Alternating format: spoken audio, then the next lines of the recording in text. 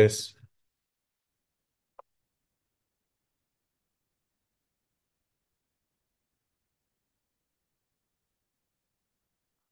So today we'll see about capacitance of a parallel plate capacitor.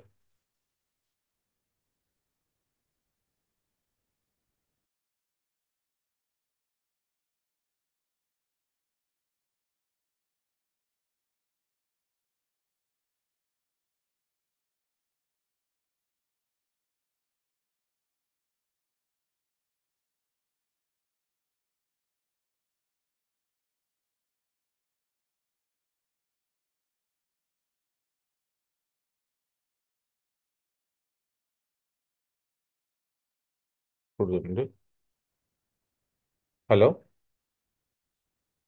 Okay.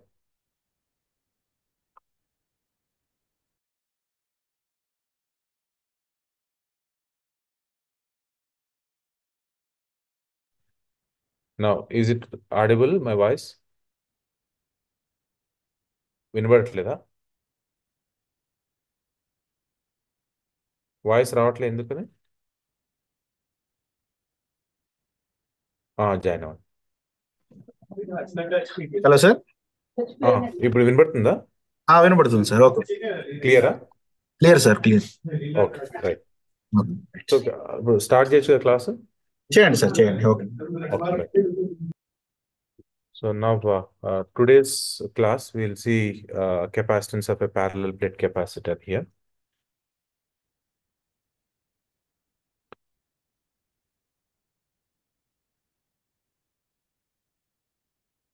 Capacitance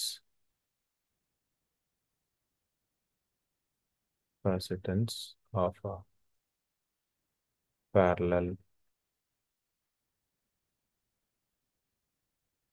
plate capacitor. So we'll calculate the capacitance of a parallel plate capacitor. We'll calculate here. So for this purpose, to calculate the capacitance of a parallel plate capacitor, we will consider a parallel plate capacitor which is consisting of two parallel conducting plates which are having a area of A, and they have been separated by certain distance D. When these two plates are connected to the terminals of a battery, we take otherwise let charge plus Q is going to be appears on one plate of the capacitor, and the charge minus Q is going to appear on other plate of capacitor. It is going to appear. So now if the distance between the two plates D is small as compared with the dimensions of the plate, so then the electric field strength E between the plates is uniform. That is, the lines of force are parallel and equally spaced. So here we take the medium as vacuum or air between the plates here. So uh, we'll take this, mm, we'll draw here a parallel plate capacitor here we are going to be draw. So here first we'll see here, say that you have a one plate. So actually it should be like this. So and again other plate here. So this is a plate one. This is a second plate, and the separation distance between them is have taken as a D is the separation between them we have taken, and it is having certain area A, and the second plate also is having certain area A, and these two are connected to a battery of E. We have been connected here. This is plus and this is minus here. Okay. So here uh, here we will construct the Gaussian surface by using the Gaussian law. Here we'll construct a Gaussian surface. Here we are going to be construction of this parallel plate capacitor. So for that purpose, here we are considering constructing the one plate.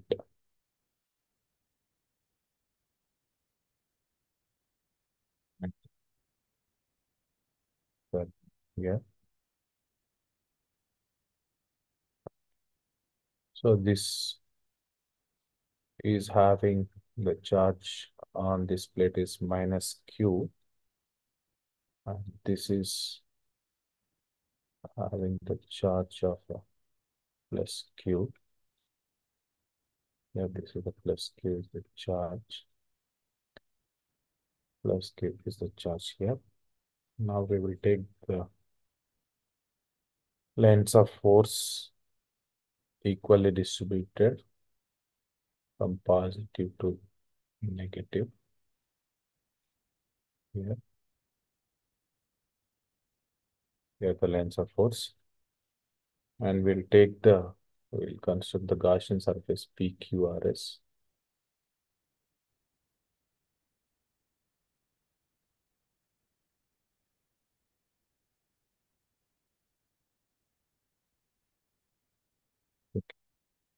So this is P, this one is Q, this one is R and S. This is the PQRS is the Gaussian surface in the form of a closed cylinder, which is having a height of H here, height H, and area of cross section is A you have.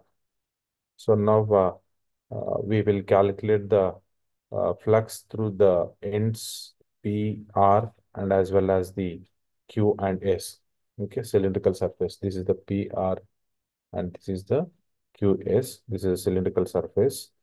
And the flux through the ends PR and QS of Gaussian surface is 0 because here E and DS both are perpendicular to each other here. So here we take a smaller area. If we take so electric field direction E, and this is smaller area we have. So as E and DS are perpendicular to each other, this E electric field and DS are perpendicular to each other, perpendicular to each other. So the flux through the ends PQ as well as the RS will be 0. Why? Because the surface DS, smaller surface DS and E both are perpendicular to each other. So the flux through the wall PQ of the Gaussian surface is also 0 because E inside a conductor carrying static charge is 0. So therefore the only contribution to the flux is due to the surface RS you are going to be have. So now we'll calculate the flux here. The only contribution, the only contribution to the flux is due to the surface RS only. Okay, so therefore the flux through the entire Gaussian surface is given by, we will write this flux through the entire Gaussian surface phi E is given by surface integral of E dot ds we have. So that is nothing but surface integral of E ds cos theta. Therefore, can write phi E is equals to E we can take outside surface integral ds, which is nothing but E into A you are going to be get, because E is constant we have taken outside. So now after this we have got phi is equals to EA. So now we'll apply the what we call a Gauss law here. Applying Gauss law here.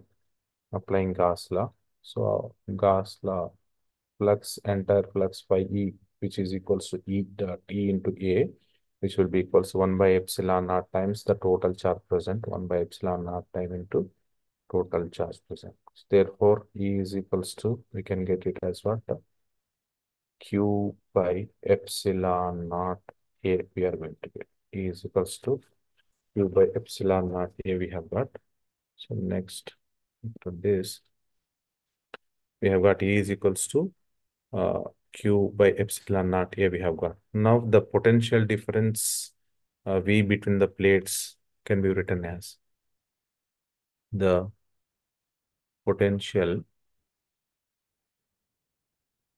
difference, the potential difference between the plates, between the plates can be written as the potential difference between the plates, which can be written as V is the potential difference, which is equals to actually E into D here we have. So therefore, E already we have calculated, which we have got it as a Q by epsilon naught A. So it will be Q by epsilon naught A into D here we have. So which is nothing but a QD by epsilon naught A we have. So this is the equation 2. So we have got a potential difference between the plates V is equal to QD by epsilon naught A we have got. So now the capacity of parallel plate condenser we have to write. So now the capacity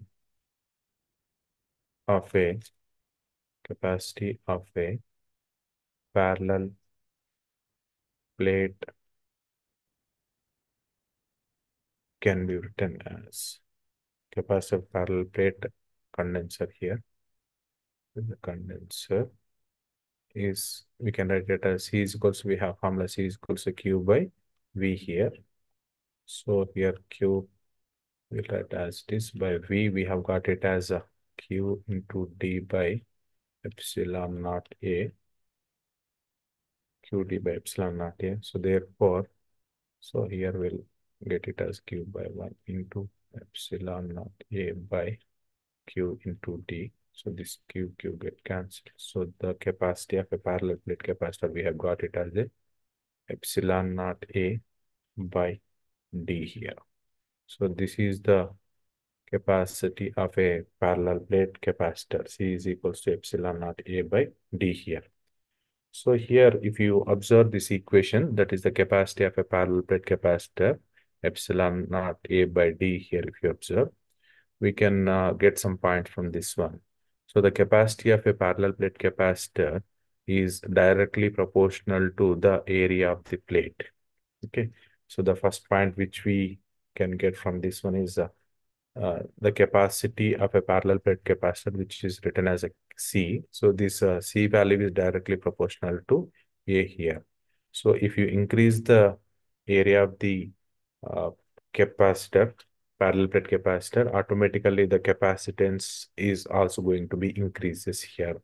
And another point which we can be note from this formula is C is uh, C is proportional to 1 by T. That means the capacity is inversely proportional to the distance T between the plates. So if the distance between the plates is increased, automatically the capacitance of a parallel plate capacitor is going to be decreased. Suppose if the distance between the parallel plate capacitor is near, then automatically the capacity is going to be increases. Okay.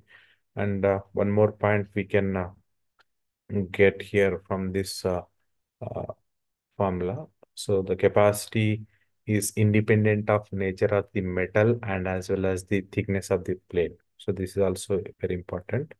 That is the capacity is independent. Capacity of a parallel plate capacity is independent is independent of nature of material, nature of metal, and also thickness of plate. It does not depends upon these thickness of plate as well as the nature of the material with which it is made, nature of the metal with which it is made. So this one is one of the important property we have. And one more property of this parallel plate capacitor is the capacity remains constant irrespective of the charge given and potential raised. The potential changes with change in the quantity of charge. That's so these are the some points which we can remember with the help of the capacity of a parallel plate capacitor.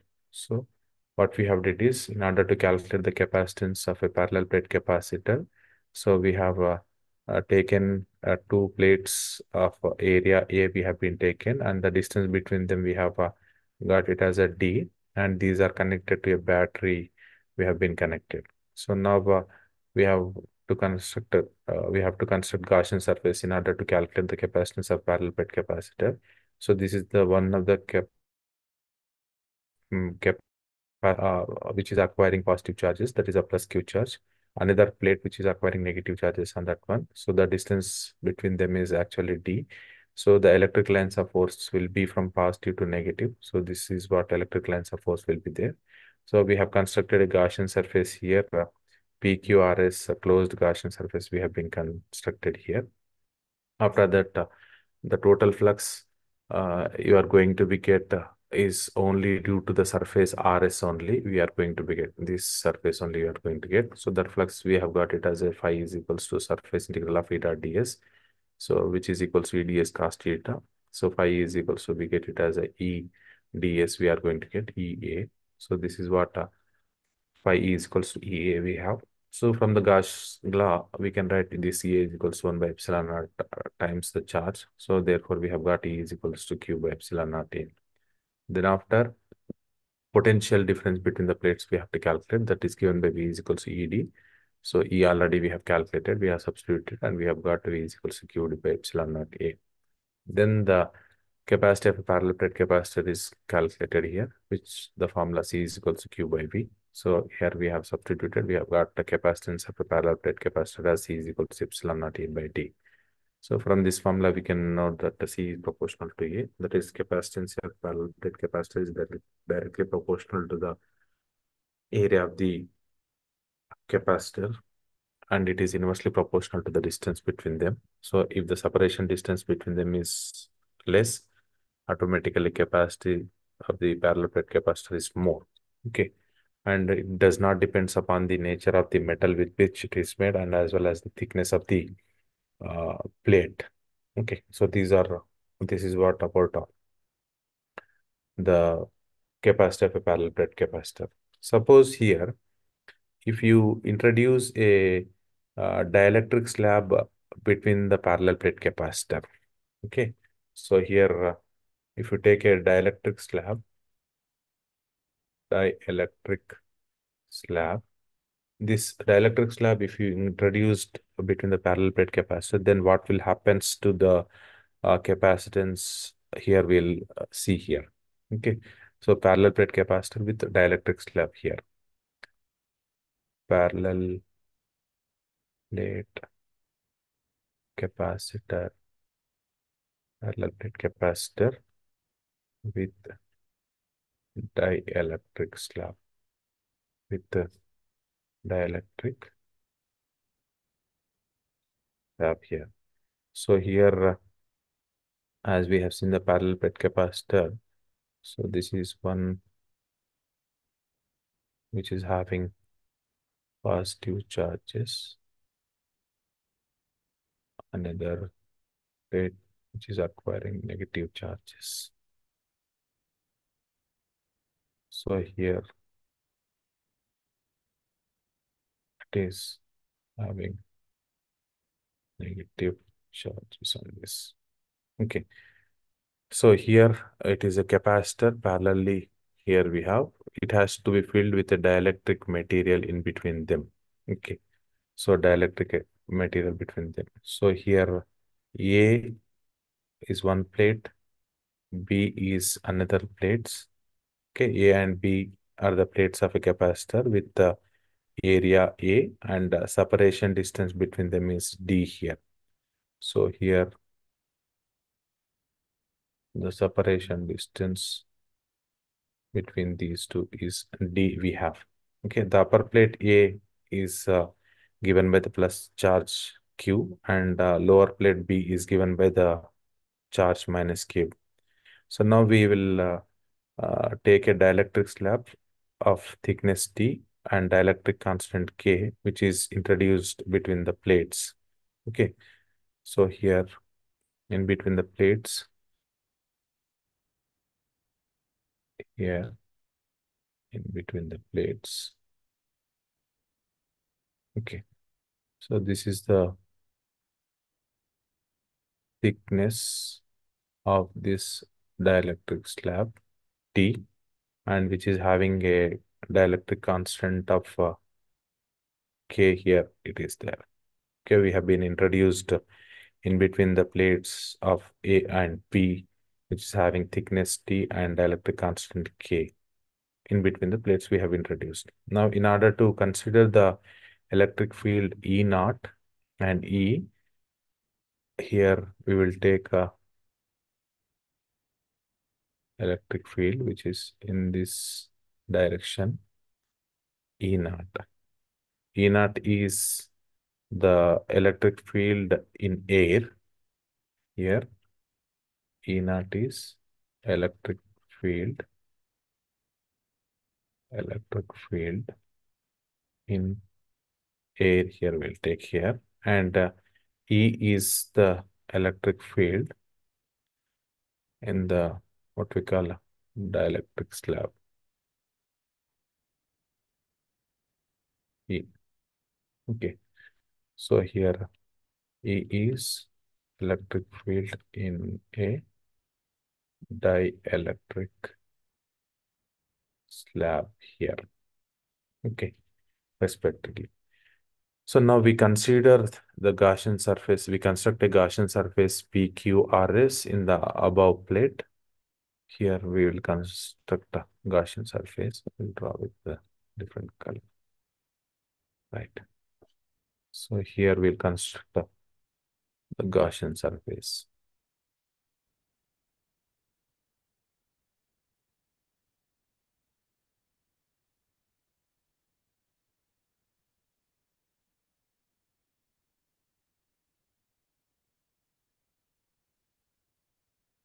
Okay. This Gaussian surface PQRS. And similarly, the Gaussian surface and this here will P dash, Q dash, R dash, and S dash we have to construct here in these two.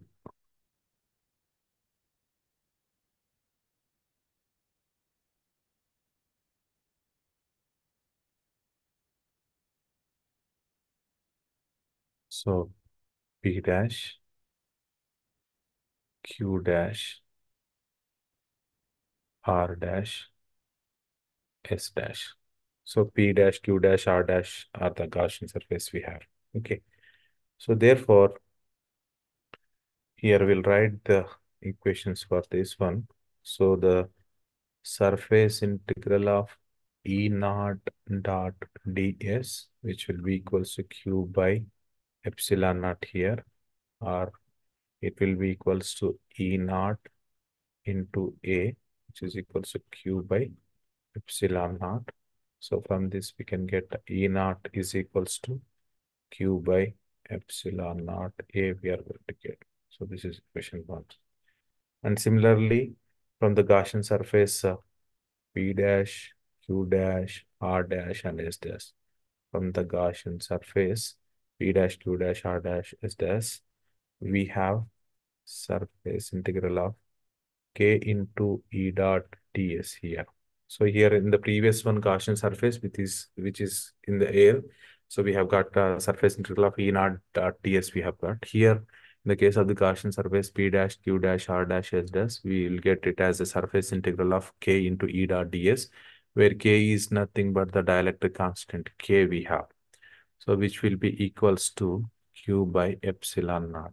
So that implies K is constant, we can take outside, and as well as the E is constant, and surface integral of ds, which will be equals to Q by epsilon naught. So from this, KE, surface integral of ds is nothing but area, which is equals to Q by epsilon naught. So this implies that E is equals to Q by K epsilon naught A we will get here. So we have got E naught is equals to Q by epsilon naught A, and similarly E is equals to Q by K epsilon naught A. E is nothing but which is present in a dielectric slab. Q by K epsilon naught A we have got. Now we will calculate the potential difference V between the two plates, which is the work done in carrying a unit positive charge from one plate to another plate here. So the potential difference we have to calculate here. Potential difference, V. This is between the two plates. Potential difference V between the two plates that we have to calculate. So this potential difference between the two plates is nothing but it is the work done in carrying a unit positive charge, otherwise unit charge from one plate to another plate. So that is given by V is equals to E naught into D minus T. Why? Because D is nothing but the distance between the two plates, and there is a thickness of the dielectric slab. So we have written E naught into D minus T, plus another one will be ET we have. Okay. So here the electric field E naught is over a distance, D minus T we, while the field is T we have. So now we have got potential difference V here. So we'll substitute the value of E naught and E, which we have got previous equations like 1 and 2. We substitute these values E naught and E values in this equation 3 we are going to substitute.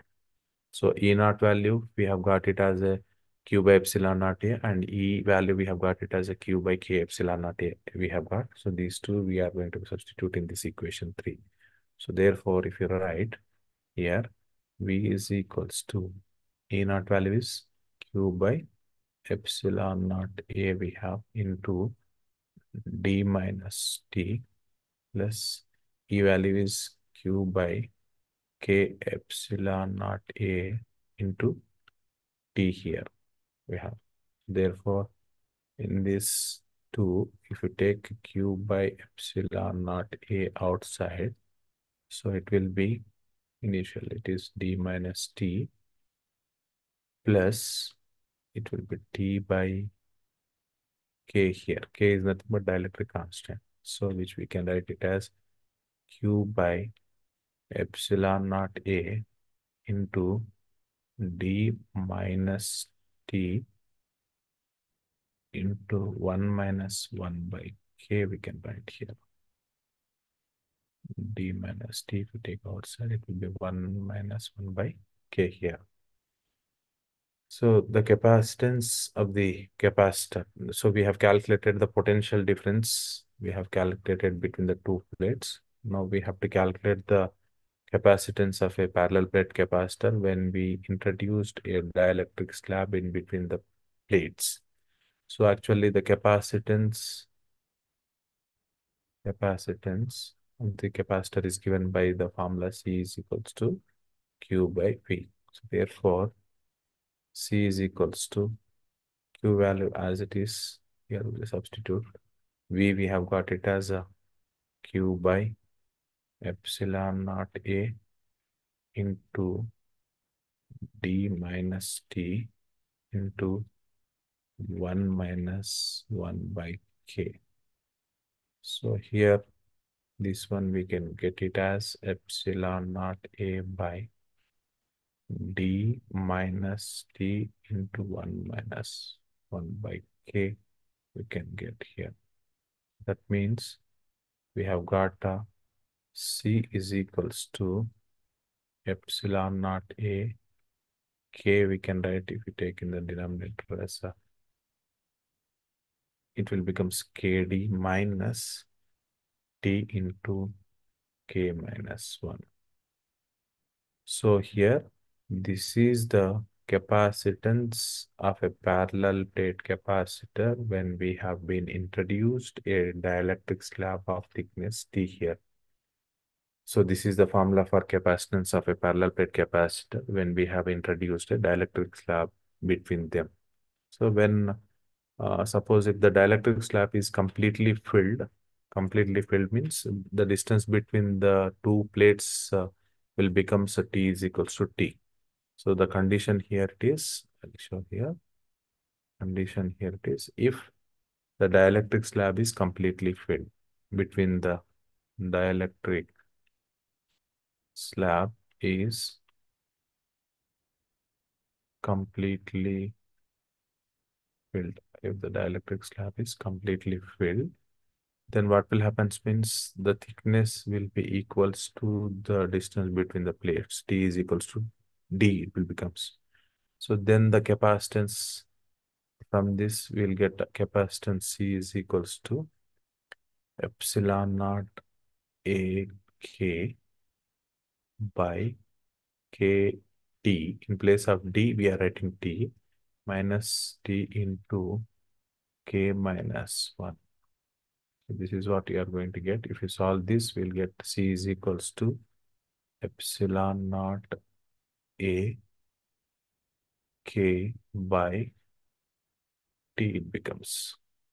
So this is the capacitance of a parallel plate capacitor when we have introduced a dielectric of thickness T between the two. Means it is completely, the distance between the plates is occupied by a dielectric slab. C is equals to epsilon naught A K by T.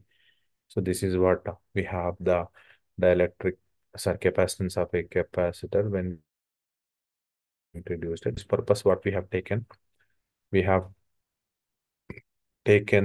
the two parallel plates. One is acquired by positive charge, another is acquired by negative charge. The distance between them is D we have taken, and we have introduced a dielectric slab of thickness T we have been introduced.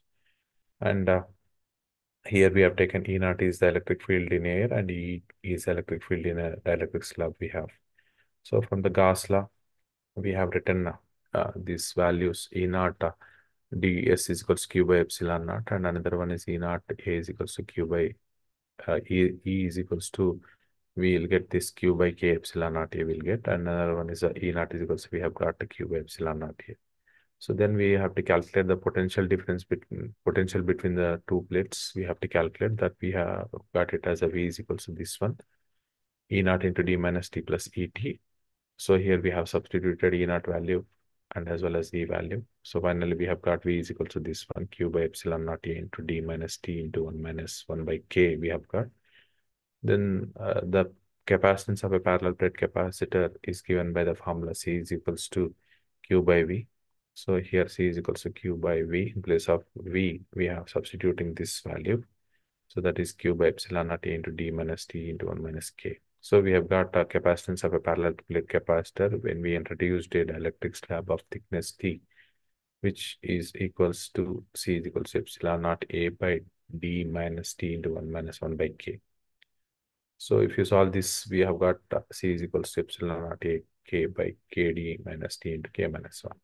Now we have considered that if the dielectric slab introduced in between the two parallel plate capacitor is of thickness D if we are having, so that is a T is equals to T if we are having, then this is the case formula we are getting. C is equals to epsilon naught K A by T we are getting. So this is what when we have introduced a dielectric slab in between the two plates.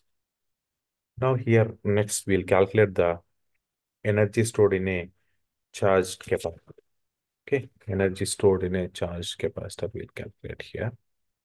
Next one, energy stored in a charged capacitor. Okay, charged capacitor. So the energy stored here is nothing but electrical energy. So which is energy is nothing but which is electrical energy that we have to calculate. Electrical energy stored in a charged capacitor we have to calculate. So generally, the energy of a charged capacitor is the amount of work done in a charging it. So the energy of a charged capacitor is the amount of work done in charging it.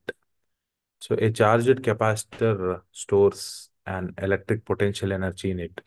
Okay, electrical potential energy it is going to be stored in this one. So this energy which is stored is identical to the potential energy stored in a compressed spring. Therefore, the energy can be recovered when the capacitor is allowed to discharge. When the charging of capacitor is done by the battery, then the electrical energy stored in it is at the expense of chemical energy of battery you are going to be have. Now we'll calculate that electrical energy whichever it is stored in a uh, capacitor, right? So now we'll consider a capacitor of capacitance C here. We'll consider a capacitance of capacitor of capacitance C we'll consider, and which is carrying a charge, okay, which is carrying a charge of Q at any instant we'll take here. So now the potential difference between the two plates will be B. So potential difference, potential difference between uh, two plates, between the two plates will be V here. So that V is given by V is equals to Q by C formula. This Q is nothing but the charge stored on the capacitor, and C is the capacitance of that capacitor. So here we have got it as a Q by C we have got here. So let it be question 1 here, right? If an additional charge dq is to be given to this capacitor, then some work has to be done against the potential difference. Okay, suppose if you want to give some additional charge onto this capacitor, the amount of charge is dq. Suppose if you want to give, then we have to do some work against the potential difference we have to do. So the work done in increasing the charge dq we have to calculate. Okay, we have to calculate the work done in increasing the charge dq. Work done in increasing charge by dq. This work done we have to calculate. That work done whichever has been given is given by dw is the amount of work done, which will be equals to v into dq. So v is nothing but potential difference between them, that is q by c into dq. So we have got a dw work done is equals to q by c into dq. We have got, let it be equation number 2. So now after this, uh, if you want to calculate the total work done to charge a capacitor to a charge of q naught, okay. So now we'll calculate the total work done, total work done to charge a capacitor,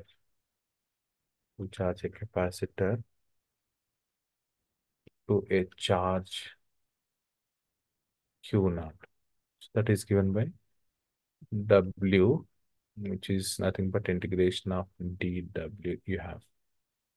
So the charge initially, let it be 0 charge. It is going to be maximum charge q naught. So the limits are from 0 to q naught. So which will be equals to dw, we have got it as q by c into dq we have.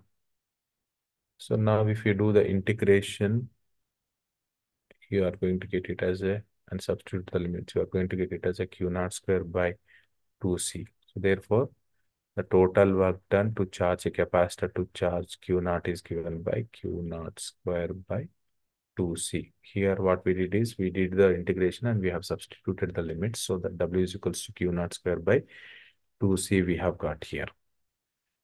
Now the energy stored by capacitor, charged capacitor. Okay, energy stored we have to calculate. Work done we have calculated. Now energy stored by charged energy stored by a charged capacitor, which is in the form of work done. U is equals to W, which is equals to 1 by 2 Q square by C. Otherwise, we can write it as a half into CV square we can write. Why we are writing here it is because since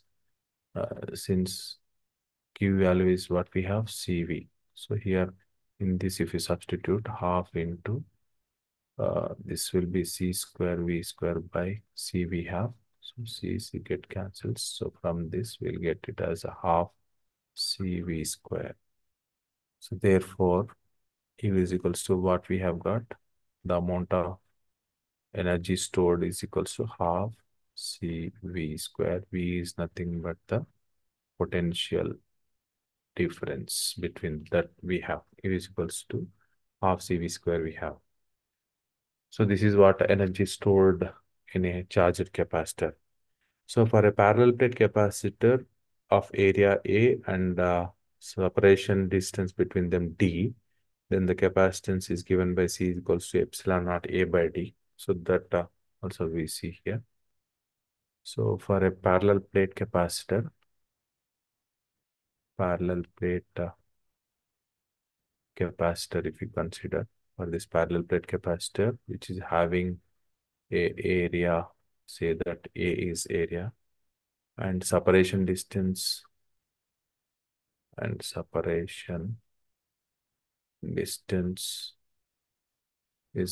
D. Separation distance is D, and the capacitance is C. So which is actually already we have calculated. C is equals to epsilon naught A by D we have, and V value is equals to ED we have. Therefore, these two values, if you substitute, we are going to get U is equals to half into CV square. In place of C, it is capacitance is given by epsilon naught A by D into V square, that is E square into D square. So here we have epsilon naught A by D. So this D get cancelled. So U is equals to, you get it as a half epsilon naught E square A into D. This will remains. So energy is in the form of joules. U is equals to, we have got it as half epsilon naught E square into AD. So this is what energy stored in a parallel plate capacitor. Okay, so this is what the energy stored in a parallel plate capacitor we have. So the energy stored in a parallel plate capacitor we have calculated. Suppose if you want to calculate the energy stored per unit volume, if you want to calculate the energy stored per unit volume, energy stored per unit volume, if you calculate that, Q is equal to, we have got half epsilon naught E square. This will be joule per meter square we have. Okay. So therefore this we can write it as a half into epsilon naught E into E we can write. So U is equals to half into, in place of epsilon naught E, we can write displacement vector D we can write. That is half into D into E. Suppose if the capacitor is placed in a medium of dielectric constant K, then the energy stored is given by, suppose if you have a capacitor which is placed in a medium of a dielectric constant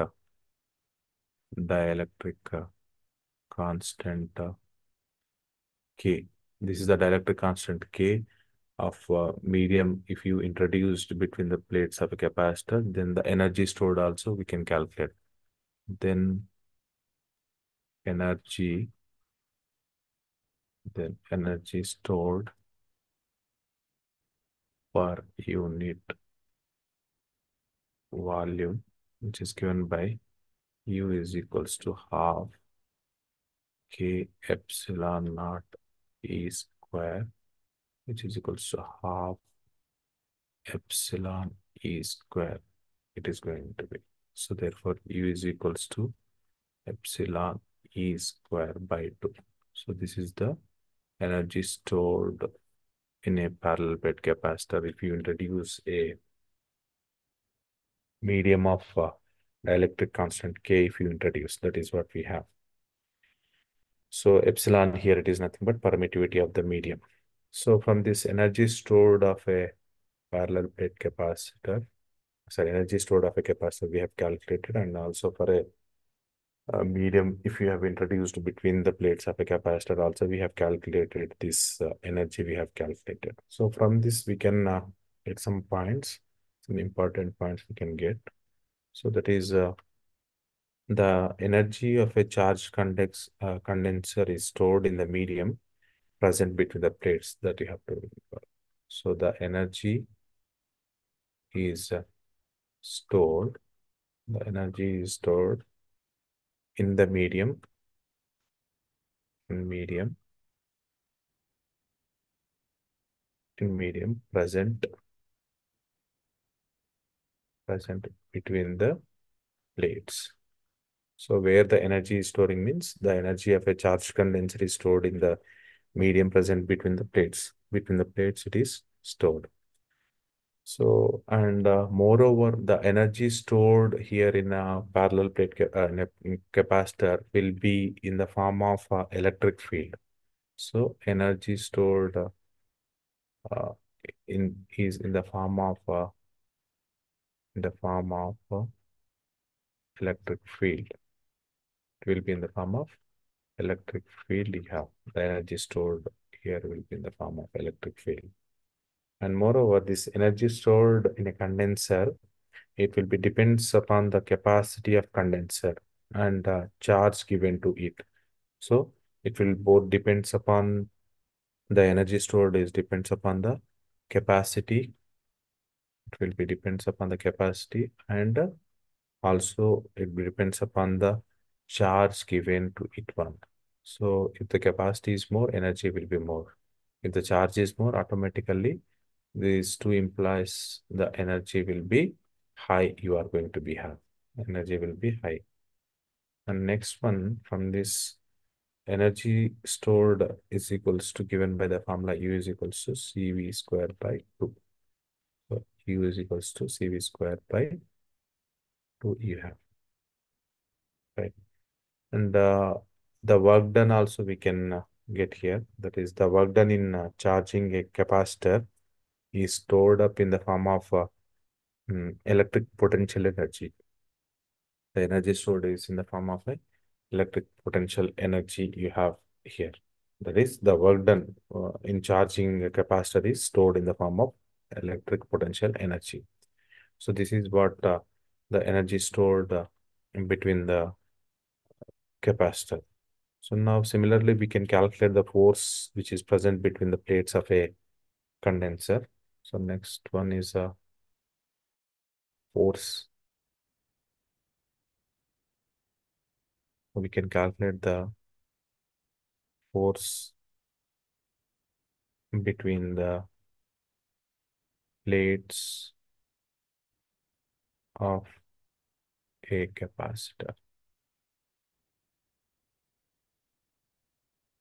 Force between the plates of a capacitor we can calculate.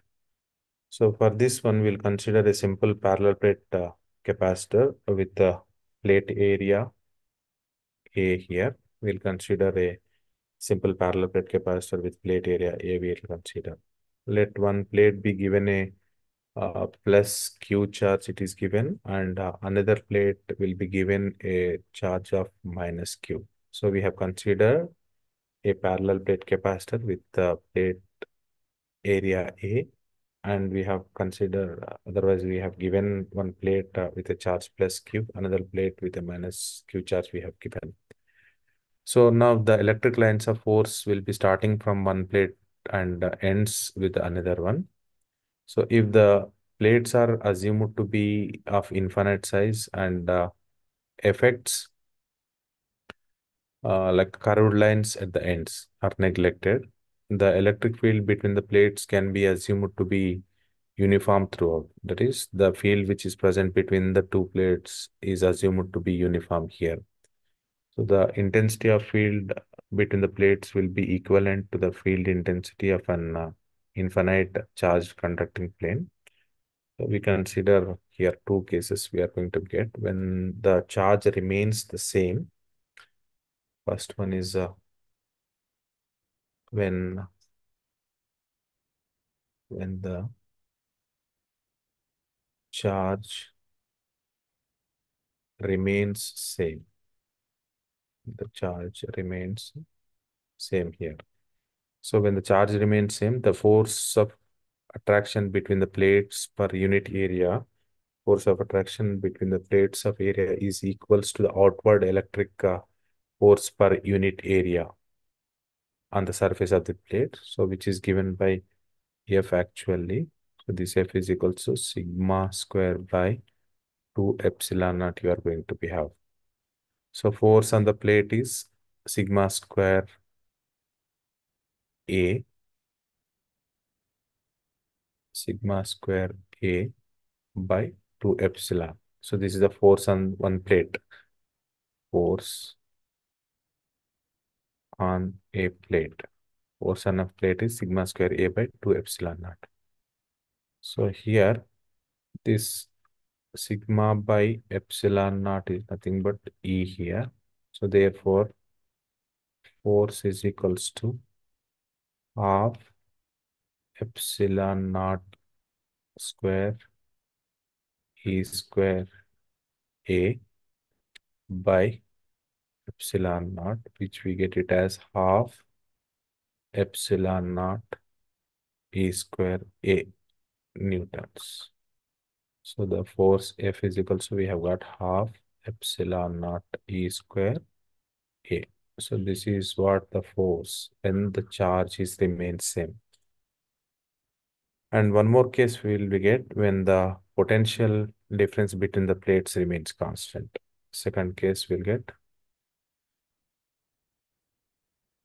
when the potential difference, when the potential difference